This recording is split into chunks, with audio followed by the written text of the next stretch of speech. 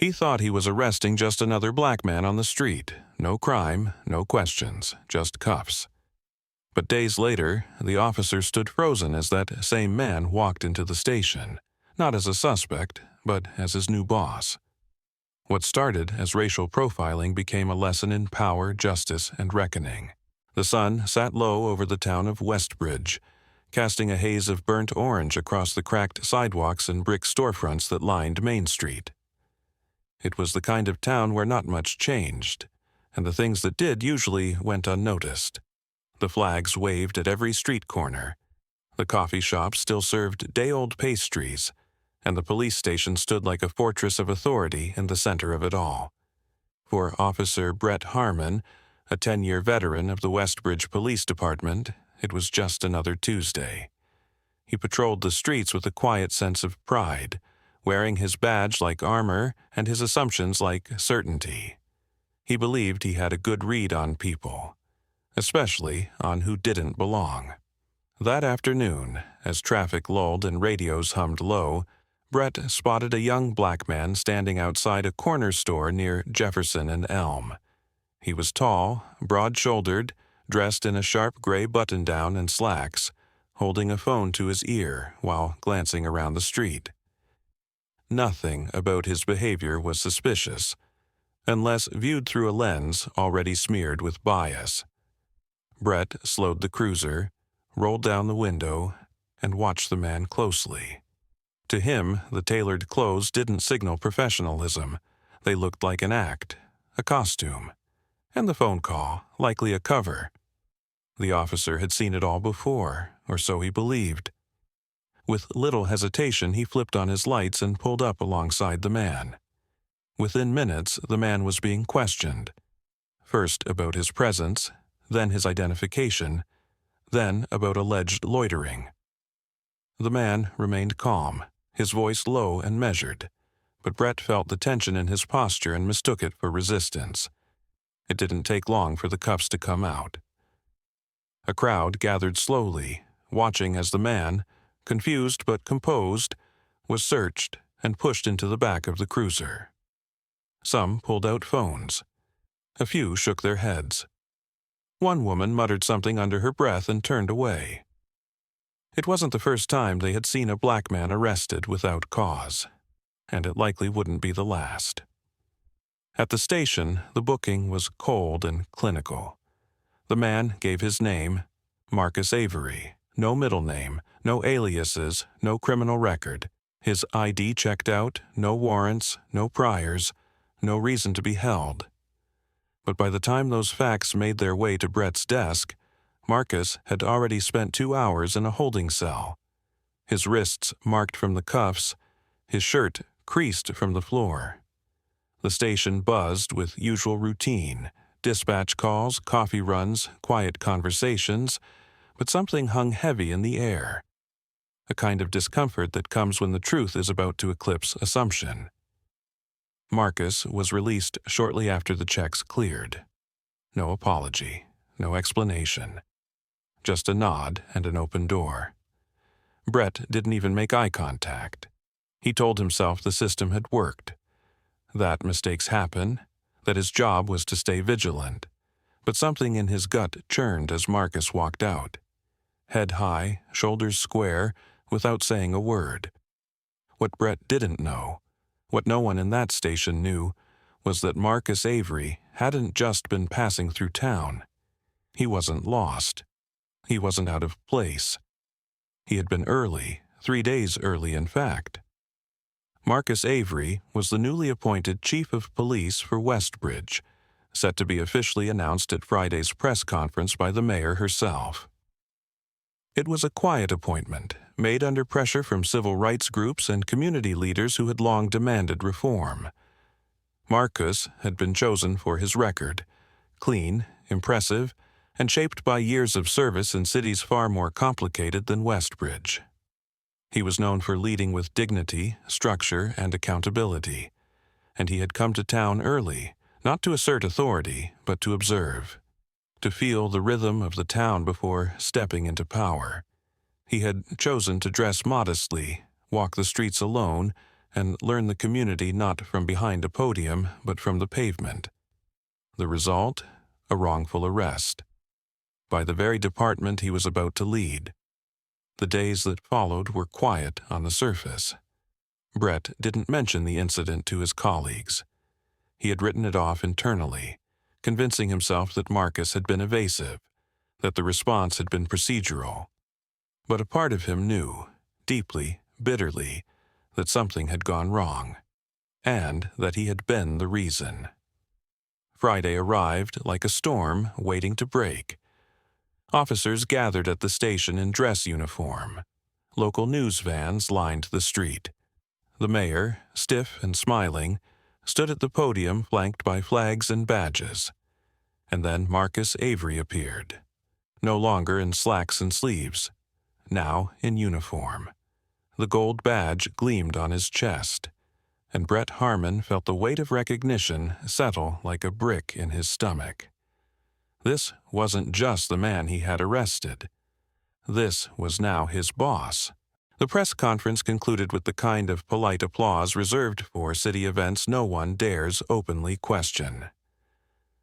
The mayor stood smiling beside Marcus Avery, their handshake held just long enough for the cameras to capture. Behind them, the emblem of the Westbridge Police Department gleamed under studio lights. A badge now attached to a man few had expected and fewer truly welcomed. Inside the crowd of uniforms stood Officer Brett Harmon, his posture stiff, his hands locked behind his back. From a distance he looked composed, but within, the churn of discomfort had turned into a low, grinding shame. He hadn't said a word since Marcus's name had been announced. He hadn't congratulated him, he hadn't clapped. He had just stared, as the man he'd once dragged into a holding cell now addressed a department he would command. Marcus didn't mention the arrest during the speech. He spoke of rebuilding trust, of fairness, of law as a shield, not a weapon. His voice was calm, even measured, but beneath it ran a current of purpose too steady to ignore. He acknowledged the challenges, the tension between law enforcement and community, and the need for reform. There was no blame, but there was weight. Afterward, the department gathered in the briefing room for formal introductions. Coffee brewed in the corner. Chairs creaked as officers shifted awkwardly. Some whispered quietly to each other, while others sat stone-faced, unsure how to receive the man who had just stepped into the highest seat of their world. Brett sat near the back, eyes fixed on the floor. The memory of the cuffs, the questions, the suspicion, it replayed in his mind like a loop that refused to stop. He had told himself he was doing his job, but now the lie was unraveling. He hadn't acted out of duty, he had acted out of assumption. When Marcus entered the room, the space fell silent. He moved with ease, his presence cutting through the unease like a blade made not of anger, but awareness. He didn't need to raise his voice to command the room. He simply stood at the front, arms folded, eyes scanning the rows of faces. He introduced himself again, not just by name but by philosophy. He laid out expectations, accountability, integrity, unity. He didn't preach, he set tone. And in every word, there was a deliberate absence of ego. He wasn't there to punish, he was there to lead. Still, Brett couldn't meet his eyes. Not yet. The following weeks tested everyone. Marcus began reviewing department policies. He sat in on community forums, walked neighborhoods without an escort, and invited officers to meet with him one-on-one. Not to be scolded, but to be heard. He didn't speak often about the past, but when he did, it was to illuminate, not condemn. Within the department, some bristled. Others watched, waiting for a mistake. A few, though, leaned in, curious, even hopeful. Officer Lauren Diaz, one of the few women in the force, had quietly supported reform for years. She noticed the shift in tone during morning briefings. She saw younger recruits listening more closely. She saw hesitation where arrogance used to be. But Brett, he remained still. He came to work, did his rounds, filled his reports. But inside, something had broken. Not from Marcus's actions, but from the reflection he now saw in himself. The reflection he had denied for years. He had never considered himself racist. He had grown up in a working-class neighborhood, served in the military, helped at local fundraisers. He believed in justice, his version of it. But Marcus's appointment had peeled back something deeper. It had exposed the silent bias that lived between his instincts and his badge, the way he looked at black men and expected trouble, the way he looked at professionalism and expected whiteness, the way he had arrested a man not for what he did, but for what he assumed he might do. It was no longer just about Marcus. It was about him. One afternoon, Brett stood by the department's break-room window, staring at the town he thought he knew. He watched children walk home from school, a group of teens laugh as they cross the street. A father hoist his toddler over a puddle. Ordinary scenes. But now they felt layered. How many times had he misread someone? How many people had walked away wounded by a moment he'd already forgotten? He had spent years believing he was upholding the law. But what he had upheld was comfort, his own, and the system's. That evening, long after most of the officers had left, Brett remained at his desk. The overhead lights buzzed faintly. Paperwork sat untouched. His fingers hovered over a report, but his mind wasn't in it. Marcus's office door was open. The hallway between them felt longer than ever. And Brett knew, at some point, he would have to walk it. Not because protocol demanded it, but because conscience did. The department's walls seemed to close and the longer Officer Brett Harmon sat at his desk. The once familiar echo of footsteps in the hallway now sounded like reminders of all the truths he'd been avoiding. Each passing day brought with it a sharpened awareness of the systems in place, of the man he had become, and of the man sitting behind the glass-paneled door down the corridor. Chief Marcus Avery had not made himself distant. In fact, he was more accessible than any leader the department had seen before. He greeted officers by name. He attended patrol briefings, not as a supervisor but as a participant. He sat with junior officers at lunch, not because he had to, but because he believed leadership wasn't about hierarchy, it was about presence. And yet, Brett had avoided him. Not out of defiance, but out of shame. The moment of arrest, those flashing lights, the barked questions, the cold steel cuffs, haunted him now. He had replayed it dozens of times, trying to justify it, to convince himself that any officer in his place would have done the same. But every time he reached that point, his mind returned to the truth.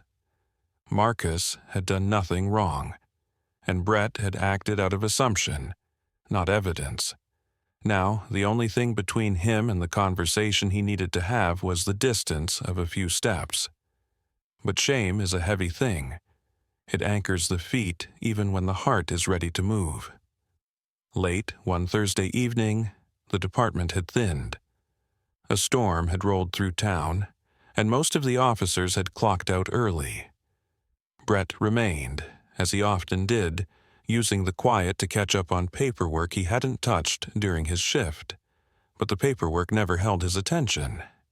His eyes kept drifting down the hallway to the chief's office, its door ajar, a warm light spilling into the dim corridor. The moment had come. He stood slowly, as if testing the ground beneath him. His heart thumped, not from fear of reprimand, but from the weight of responsibility. He walked down the hall, each step a silent admission, and stopped outside the open door. Marcus was seated behind his desk, reading a file. He didn't look up immediately. The room was calm, the walls lined with certificates, family photos, and a framed quote that read, dignity cannot be taken. It must be surrendered. When Marcus finally glanced up, their eyes met. There was no hostility in his gaze, just clarity. What followed was not a speech. It was not a confession.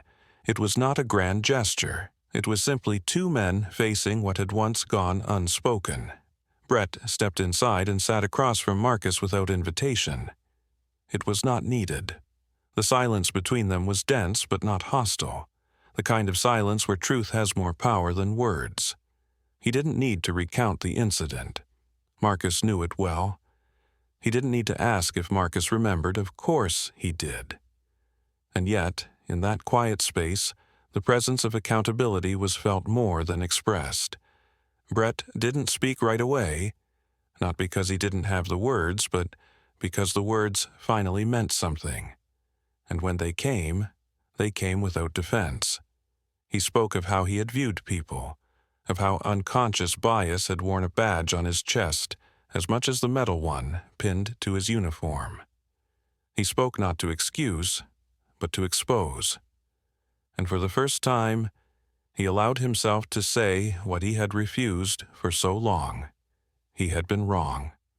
Marcus listened, not with the patience of someone tolerating an apology, but with the discipline of someone who had waited his entire life for men like Brett to arrive at this point without being forced.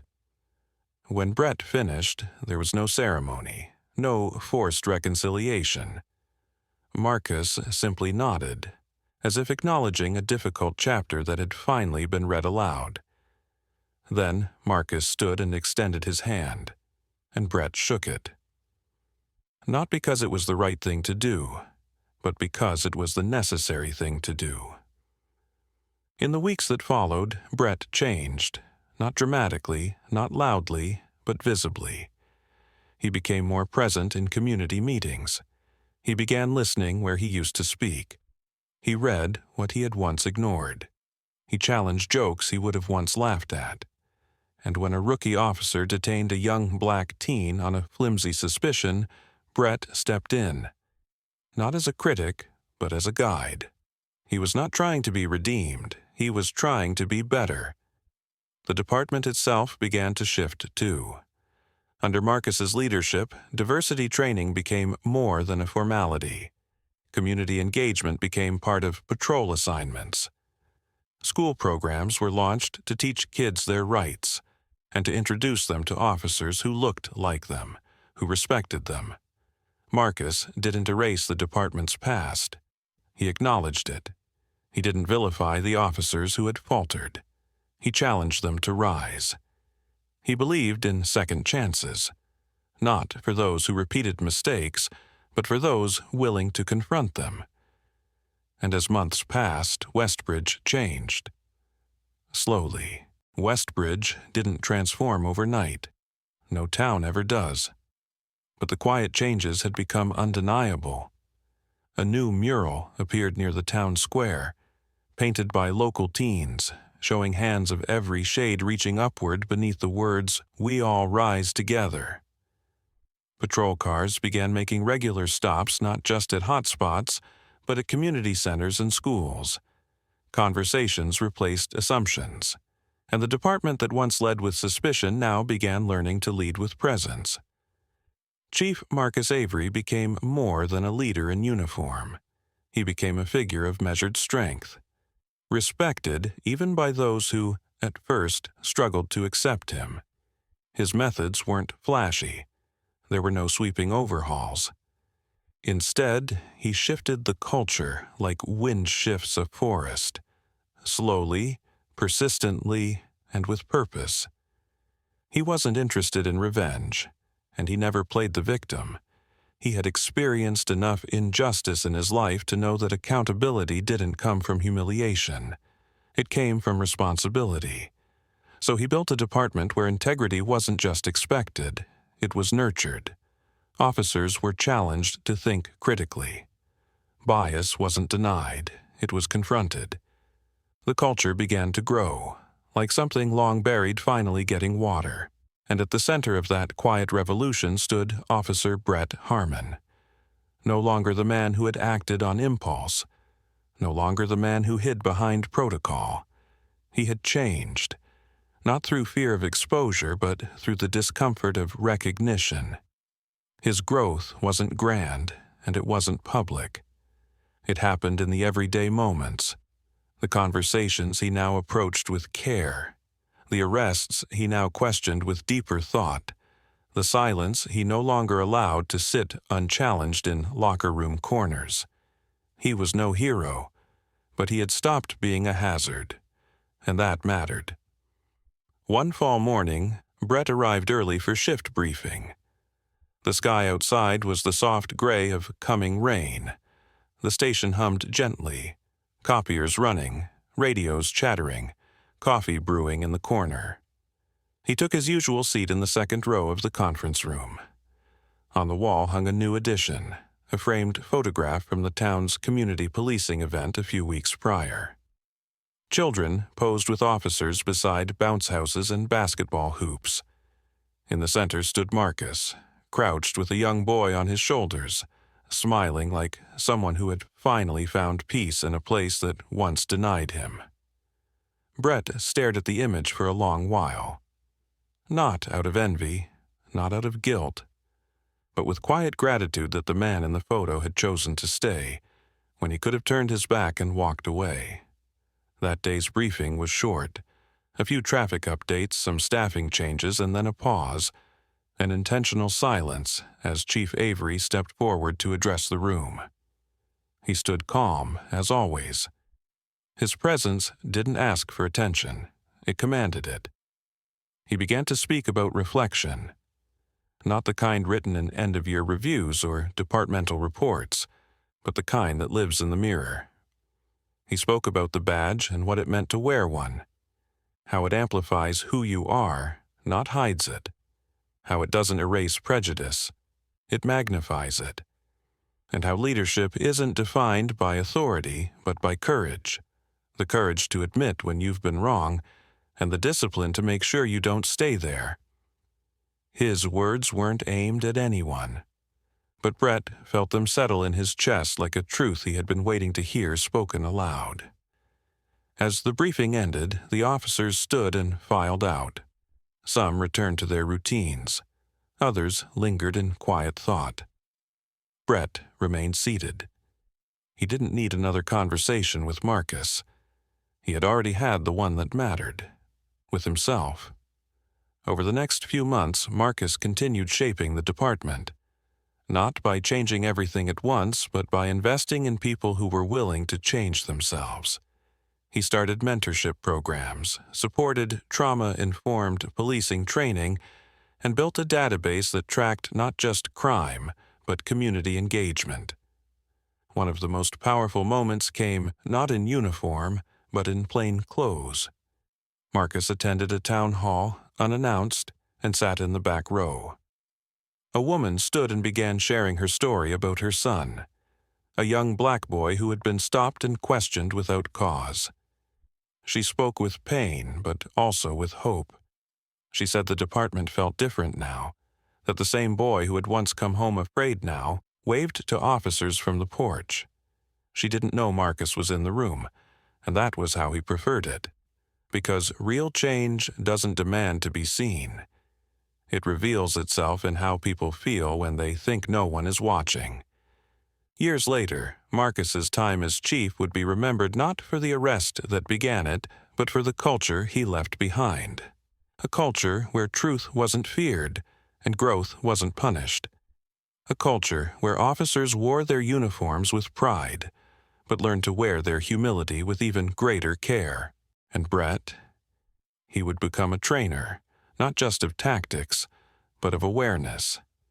He would speak to new recruits about the day he thought he was doing his job, and the day he realized what his job really was.